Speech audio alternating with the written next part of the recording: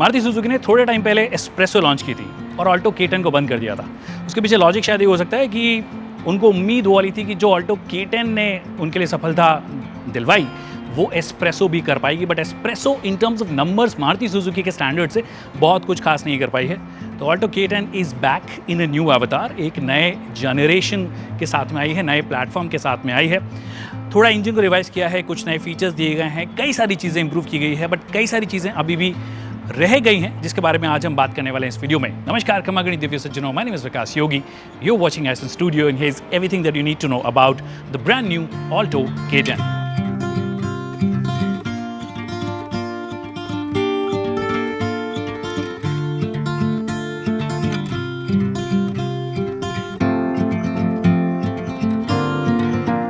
Alright, तो लुक्स की बात करते हैं और लुक्स के मामले में आपको ये दो गाड़ियों का मिश्रण लगेगी। एक तो जो एग्जिस्टिंग ऑल्टो 800 है उससे थोड़ी थोड़ी फ्रंट की जैसी लगती है। हाँ, ऑफकोर्स जो ग्रिल है वो अलग है, बट अगर आप ऑल्टो 800 की ग्रिल देखोगे, ये देखोगे तो मेरी और निखिल की दोनों की ऑब्जर्वेशन थी कि उसको उल्टा कर दिया है और वैसा सा शेप है और हालांकि ब्रॉड हुई है तो थोड़ी बेटर लग रही है। बट एक अच्छी चीज़ है, it's almost like a no chrome look, जो कि बहुत ही अच्छी बात है। क्रोम ना के बराबर इस्तेमाल हुआ ही नहीं है, मतलब सिर्फ ये लोगों को छोड़ दो तो क्रोम इस्तेमाल हुआ ही नहीं है। और ये ऑल ब्लैक जो Honey com sort of pattern आपको ग्रिल में दिया गया जो कि एक अच्छा लुक दे रहा है। हेडलैम्प भी जो है थोड़ी थोड़ी आपको ऑल्टो 800 की याद दिलाएगी और ऑफकोर्स हैलोजन ही है ये, और टर्न इंडिकेटर्स भी जो हैलोजन ही है, और आप उम्मीद भी नहीं करते हो। अगर आपको डे टाइम रनिंग लाइट्स चाहिए तो वो एज एन एक्सेसरी अवेलेबल है, आप चाहे तो ले सकते हो। उसमें पैकेज लाए गए हैं जिनकी फोटो आपको यहाँ पे नजर आ जाएगी। बट ओवरऑल एक simplistic look, no chrome look, जो मुझे ज़्यादा बेहतर लग रहा है। ज़्यादा लंबे टाइम तक देखोगे तो आप बोर नहीं होगे। लंबाई की अगर आप बात करोगे गाड़ी की तो वो पुरानी वाली ऑल्टो K10 से हालांकि कम हुई है, लगभग थोड़ा बहुत फ़र्क है, ऑफकोर्स 10, 15 या 20 mm के आसपास का फ़र्क है। तो टॉल बॉय स्टैंड दिया गया, थोड़ी ऊंची हो गई है पुराने वाले से, तो वो एक अच्छी चीज़ लग रही है। बाकी आपको ब्लैक कलर का ORVM दिया गया है, ORVM दिया गया है, बॉडी कलर नहीं दिया गया है। कोई इंडिकेटर्स यहाँ पे नहीं दिए गए। इंडिकेटर्स एक्चुअली यहाँ पे आपके पोजीशन किए गए हैं, जो साइड इंडिकेटर्स सॉर्ट ऑफ जो आप देखते हो, और बॉडी कलर में ही आपको फ्लैप टाइप के डोर हैंडल्स दिए गए हैं। अगेन आप वही उम्मीद करते हो, बट अच्छी चीज़ ये है कि आप इसे लॉक और अनलॉक कर सकते हो। तो ये लॉकिंग मैकेनिज्म यहाँ पे दे दिया गया है, जो कि एक अच्छी बात है। टायर्स हालांकि अगर आप बात करोगे तो टायर्स जो हैं 13 इंच के ही हैं, पहले भी 13 इंच के आते थे, बट जो प्रोफाइल है वो थोड़ा छोटा हुआ, मतलब टायर साइज जो रबर है वो थोड़ा छोटा हुआ। पहले 155 सेक्शन का जहाँ तक मुझे याद है आता था, अब 145/80 सेक्शन आपको मिलता है। बट क्योंकि बहुत ज़्यादा फोकस इस वाले सेगमेंट में फ्यूल एफिशिएंसी की तरफ होता है, तो इसलिए छोटे tyres plus overall weight management की वजह से ये सब चीज़ें की जाती है। बाकी ये एलॉय व्हील्स नहीं है, व्हील कवर है, आप इन्हें निकाल सकते हो। बाय द वे ये व्हील कवर्स हैं, और थोड़े अगर आपको एलॉय व्हील चाहिए तो वो भी एज एन एक्सेसरी अवेलेबल है। रियर से अगर आप देखोगे तो ऑफकोर्स जो लाइट्स हैं, जो ट्रीटमेंट है ओवरऑल जो शेप है, ये बहुत ज़्यादा सिलेरियो आपको नजर आएगा, which is necessarily not a bad thing, क्योंकि इससे एक सेगमेंट के ऊपर की गाड़ी है और उसमें आपको वैसा सही लुक दे दिया गया है। इनफैक्ट ओवरऑल बहुत ही क्लीन डिज़ाइन यहाँ पर भी आपको नजर आएगी। ऑल्टो K10 की बैजिंग कोई भी वेरिएंट की बैजिंग नहीं दी गई है। इनफैक्ट मारुति सुजुकी धीरे धीरे उससे दूर हट रही है, वेरिएंट की बैजिंग नहीं देती है। बूट स्पेस की अगर आप बात करोगे तो बूट स्पेस पहले के मुकाबले ज़्यादा बड़ा है, 214 लीटर का हुआ है, जिसमें कि ठीक ठाक सामान और डेप्थ भी जो है अच्छी खासी है। तो ठीक ठाक सामान आप डेफिनेटली यहाँ पे रख सकते हो। It's not too big but it's not too small for a small car, तो उस सेंस में काफ़ी कुछ आप इसमें डेफिनेटली रख सकते हो।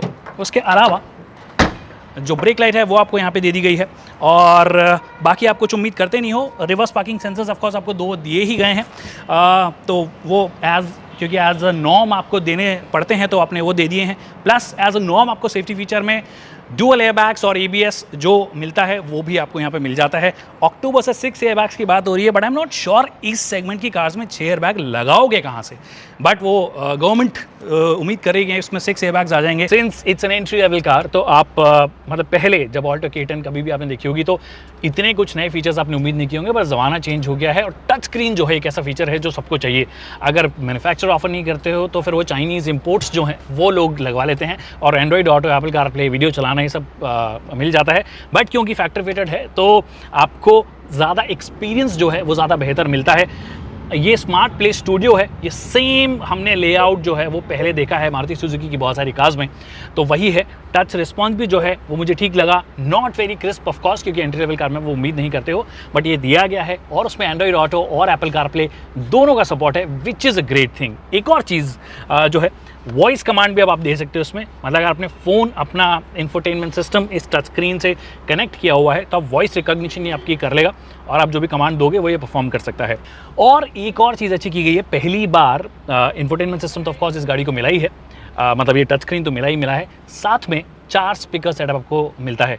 पहले आपको 2 स्पीकर सेटअप मिलता था top of the line variant में, अब टॉप एंड अगर आप वेरिएंट ले रहे हो तो 4 स्पीकर है, मतलब चारों दरवाजों में अगर आप देखोगे तो आपको स्पीकर्स नजर आएंगे। स्टीयरिंग व्हील इटसेल्फ साइज में कंपैरेटिवली, मतलब अगर बाकी कार्स की बात करोगे मारुति की ही, तो थोड़ी बड़ी लगती है, बेसिक है। ऑफकोर्स ये सॉफ्ट प्लास्टिक जैसा आप बोलते हो उससे बनी हुई है, बट कुछ चीज़ें स्पेशल दी गई है। यहाँ पे आपको स्टीयरिंग माउंटेड कंट्रोल्स दिए गए हैं, जिसके अंदर मोड का बटन दिया गया है। उस मोड के बटन से आपको मान लीजिए रेडियो जाना है या मीडिया एक्सेस करनी है जो फ़ोन से आपने कनेक्ट की हुई है, वो आप कर सकते हो। फिर यहाँ पे म्यूट का बटन दिया गया है, म्यूट अनम्यूट का बटन ऑफकोर्स, फ़ोन उठाने का, फ़ोन काटने का और वॉइस कमांड का। दैट मीन्स काफ़ी कॉम्प्रिहेंसिव आपको ये नज़र आएगा, इन द सेंस कि एक एंट्री लेवल कार के तौर पर आपको बहुत कुछ दिया गया है। उसके अलावा जो आपको ये इंस्ट्रूमेंट क्लस्टर जैसा आप बोलते हो वो बहुत ही बेसिक रखा है, बट हाँ स्पीडोमीटर जो है वो डिजिटल दिया गया है जो कि ज़्यादा साफ नज़र आता है। तो वो पुराने तरीके से आपको जो डायल्स दिए जाते थे एनालॉग, वो वाले नहीं दिए गए, हालांकि मुझे वो अब भी ज़्यादा बेहतर लगते हैं। फिर यहाँ पे बहुत सारी इन्फॉर्मेशन दिखा रही है कि कितने किलोमीटर की रेंज बची है, कितना आपने ट्रिप ए में किया है, ट्रिप बी में किया है, मतलब ट्रिप मीटर्स भी आपको दिए गए हैं ऑफकोर्स, और बाकी रीसेट वीसेट जो आप करना चाहते हो तो वो कर ही सकते हो। So all of that is there, जो आपको सारी बेसिक इन्फॉर्मेशन है वो सारी यहाँ पे मिल जाती है। तो एसी कंट्रोल के सारे जो बटन्स हैं या डायल्स हैं वो आपको यहाँ पे दे दिए गए हैं। सबसे पहले एसी को ऑन या ऑफ करना हो तो इसके लिए आपको ये दे दिया गया है। फिर साथ में ये जो आप देख रहे हो, हमने यूजुअली पुराने वाले में डायल देखा है कि आप ब्लू की तरफ रखोगे तो वो ठंडे की तरफ रखता है और रेड की तरफ रखोगे तो गर्म की तरफ रखता है, मतलब एसी का जो टेम्परेचर है उसको। तो ये ज़्यादा ईजी हो गया मेरे हिसाब से, ज़्यादा सहूलियत वाला है। फिर सर्कुलेशन के लिए आपको नीचे की साइड दिया गया है, ऑन या ऑफ़ करना हो, फ़ैन स्पीड को ऊपर नीचे करना हो तो आप यहाँ से कर सकते हो ईजिली। और इससे आप को जो भी डायरेक्शन में चाहिए, आपको फेस पे चाहिए हवा या नीचे की साइड चाहिए तो वो आप कर सकते हो। प्लस डीफॉगर जो आपको ऑन करना हो तो वो आपके लिए आपको यहाँ पे दिया गया है। तो ये सब चीज़ें दी गई है, बेसिक रखी गई है, बट ऑफ कोर्स यूज़फुल है। और सारे के सारे बटन्स जो उनकी क्वालिटी एक्चुअली ख़राब नहीं लग रही है, अच्छी लग रही है। अगर मैं कंपेयर करूँ क्विड से, तो क्विड से डेफिनेटली इसके बटन्स की क्वालिटी भी, और इनफैक्ट प्लास्टिक की भी क्वालिटी अगर आप बात करोगे, कहीं पे भी आप टच करोगे प्लास्टिक की क्वालिटी भी जो है वो ज़्यादा बेहतर लग रही है, ज़्यादा बेहतर फिनिश्ड ये ओवरऑल नज़र आ रहा है। यहाँ पे अगर आप देखोगे तो आपको 12V पावर सॉकेट का दिया गया है। फिर इस साइड देखोगे तो USB पोर्ट अगर आपको लगानी हो एंड्रॉइड ऑटो और एप्पल कारप्ले कनेक्ट करने के लिए तो आप कर सकते हो। प्लस साथ में 3.5 mm का भी दिया गया है, इनके सीधे तरीके से पुराने तरीके से आपको फ़ोन को कनेक्ट करना हो, बट आजकल के फ़ोन वैसे हैं नहीं तो हम नॉट श्योर ये किस काम में आएगा। फिर यहाँ पे आपको थोड़ी बहुत स्पेस दी गई है जहाँ आप अपना फ़ोन रख सकते हो, हालांकि अगर चप्पल प्रो मैक्स जैसा है तो आएगा नहीं। 2 कप होल्डर्स जो हैं वो आपको यहाँ पे दे दिए गए हैं। तो अब सीट्स की बात कर लेते हैं, क्योंकि उसमें मतलब इन टर्म्स ऑफ कुशनिंग जहाँ तक मुझे लगता है कि थोड़ा बहुत चेंज आया है, थोड़ी सी कंपैरेटिवली, मतलब पहले वाली बहुत ज़्यादा कुशनी थी, ये थोड़ी सी हल्की सी स्टिफनेस की तरफ है, जो कि बुरी बात नहीं है क्योंकि लॉन्ग टर्म जब आप चलाते हो तो सीट ज़्यादा कंफर्टेबल होती है। तो एक ऑप्टिमम कुशनिंग आपको देने की कोशिश किया। फिक्स हेडरेस्ट है ऑफकोर्स, क्योंकि इस सेगमेंट में आप वही उम्मीद करते हो, और ऑफकोर्स सीट को आप आगे पीछे तो कर ही सकते हो, और बस हाइट के हिसाब से आप इसे एडजस्ट नहीं कर सकते, जो कि थोड़ा सा डिसअपॉइंटिंग हो जाता है। स्पेशली जब आप top of the line variant की बात करोगे तो 6.5 लाख के आसपास का पड़ेगा, या 6.5 से भी ज़्यादा भी पड़ सकता है। तो हाँ, फीचर्स आपने बहुत सारे दे दिए हैं कि भैया टच स्क्रीन आपने दे दिया है, और यहाँ पे स्टीयरिंग व्हील माउंटेड कंट्रोल्स आपने दे दिए गए हैं। बट एक चीज़ जो मेरे को लगता है कि सेफ्टी के लिए बहुत ज़्यादा इंपॉर्टेंट है, वो है आपको at least manual day night IRVM देना चाहिए था, जो कि यहाँ पे मिस आउट कर दिया गया है। और मैं स्पेशली डिसअपॉइंट इसलिए हूँ क्योंकि एक showroom price top of the line variant की जिसमें मैं बैठा हूँ 5.85 लाख रुपीज़ है, और यहाँ पे वो मैनुअल एडजस्टमेंट नहीं देना डिसअपॉइंटिंग है। I am not expecting N auto dimming IRVM, but at least the basic manual जो आप रात में जब गाड़ी चलाओ तो अपने हिसाब से ये एडजस्ट कर लो जिससे आंखों पे बहुत ज़्यादा लाइट ना आए। तो सेफ्टी फीचर है, ज़रूरी है, मेरे हिसाब से होना चाहिए। ऑलराइट, तो लंबाई तो गाड़ी की कम हुई है, बट एक चीज़ जो बड़ी है वो है व्हील बेस, लगभग 20 mm का इजाफा हुआ है अगर आप ऑल्टो K10 पुरानी वाले से कंपेयर करोगे, ऑल्टो 800 से भी कंपेयर करोगे, क्योंकि दोनों के डायमेंशंस मोर और लेस सेम थे इन टर्म्स ऑफ लेंथ और व्हील बेस वगैरह। तो 20 mm का इजाफा हुआ है। हाँ 20 mm होने को तो रत्ती भर होता है, बट 20 mm अगर आप ढंग से पैकेजिंग करो, स्पेशली अगर जापानीज़ तरीके से पैकेजिंग करो तो बहुत सारा स्पेस निकल जाता है, जो कि आपको नज़र आ रहा होगा कि ये वाली सीट जो है मेरे हिसाब से एडजस्टेड है। I am not a tall person, but ये 5'8" का बंदा यहाँ पे बैठ सकता है इजीली, 5'8" के हिसाब से। आई एम अबाउट 5'6", तो पीछे आराम से 5'11", 5'12", 6 फुट का ये बंदा होगा तो बैठ सकता है। ये वाली जो सीट है वो मेरे कलीग निखिल के हिसाब से एडजस्टेड है, 6 फुट से ज़्यादा उनकी हाइट है। उसके बाद भी अगर आप देख रहे हो कि मैं आराम से आ रहा हूँ, 5'7", 5'8" का बंदा एक्चुअली बैठ सकता है। तो ये अपने आप में एक बड़ी चीज़ है कि एक छोटी गाड़ी, एंट्री लेवल गाड़ी, इसमें 6 फुट से ज़्यादा का बंदा आगे बैठा है, उसके बाद में एक 5'8", 5'9" का बंदा बैठ सकता है। कमेंडेबल, मेरे जैसा तो बैठ ही सकता है। हालांकि ऑफकोर्स वो आप एंट्री लेवल कार में थाई सपोर्ट और ये सब चीज़ों की शिकायत करोगे, बट पुरानी वाली ऑल्टो के8 से अगर कंपेयर करोगे तो मुझे ये वाली सीट की कुशनिंग भी बेटर लग रही है और ओवरऑल कंफर्ट भी जो है वो बेहतर लग रहा है। और वही पुराने स्टाइल में अगर आपको विंडोज़ जो है रोल डाउन या रोल अप करनी हो तो आप कर सकते हो।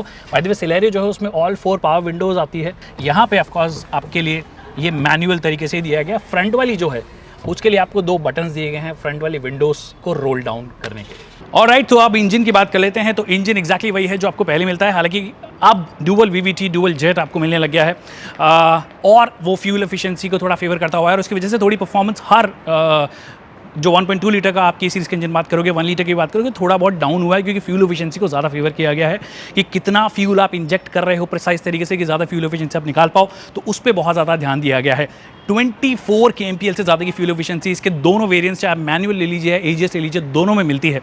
तो वो एक चीज़ है और शायद उसका बहुत लोगों को फायदा भी होगा। बट उसके बाद भी this is one of the finest 1 litre engine that you can buy in India. मतलब सबसे बेहतरीन 1000 सीसी के इंजन्स में से एक आज भी ये है। लगभग 67 bhp के आसपास की पावर निकालता है और लगभग 89 न्यूटन मीटर्स का पीक टॉर्क निकालता है। जहां तक मुझे याद है पहले वाला 93 निकालता था, तो थोड़ा सा कम हुआ है। अब फाइनली प्राइसिंग की बात कर लेते हैं। 3.99 लाख से ही शुरू होती है इसका स्टैंडर्ड वेरिएंट, जिसमें टेक्निकली आपको कुछ नहीं मिलता है और बहुत ज़्यादा पहाड़ों में उसकी डिमांड है, क्योंकि हीटर तो ऑफकोर्स बाई डिफ़ॉल्ट आपको मिल ही जाता है, उसमें AC नहीं आता है, उसमें पावर स्टीयरिंग नहीं आती है। तो 3.99 लाख पे वो आता है। उसके ऊपर वाले सभी वेरिएंट्स में आपको पावर स्टीयरिंग मिल जाती है। Top of the line variant अगर आप ले रहे हो तो लगभग 5.83 लाख अगर आप AGS वर्जन लेते हो, मतलब वो जो सेमी ऑटोमेटिक या ऑटोमेटेड मैनुअल ट्रांसमिशन AMT जो हम बोलते हैं, वो वाला आपको मिल जाता है। अगर आप वो नहीं लेना चाहते हो तो आपके लिए मैनुअल ट्रांसमिशन वाला वर्जन भी है, जिसके लिए आपको 50,000 रुपये कम देने पड़ेंगे। वो 5.33 लाख में आपको मिलता है, जो कि मेरे हिसाब से प्राइसिंग एक अच्छी है। बस मुझे लगता है कि कुछ एक फीचर्स इसमें आ जाते हैं, जैसे कि मैनुअल IRVM आ जाता है और seat adjustment at least top of the line variant में आ जाता, तो थोड़ी एक अलग बात हो जाती, बट वो नहीं दिया गया है। Nevertheless it is still a great option, at least हमें नज़र आ रही है। अभी तक हमने चलाई नहीं है, चलाएंगे में से बहुत जल्दी और उसका डिटेल्ड फर्स्ट ड्राइव रिव्यू आपके लिए लेकर आएंगे। तब तक के लिए आप ये वाला वीडियो एंजॉय कीजिए। आपके कोई सवाल हैं तो प्लीज़ कमेंट सेक्शन में बता दीजिए, हम उसका जल्द से जल्द जवाब देंगे। Thank you so much people for watching this video.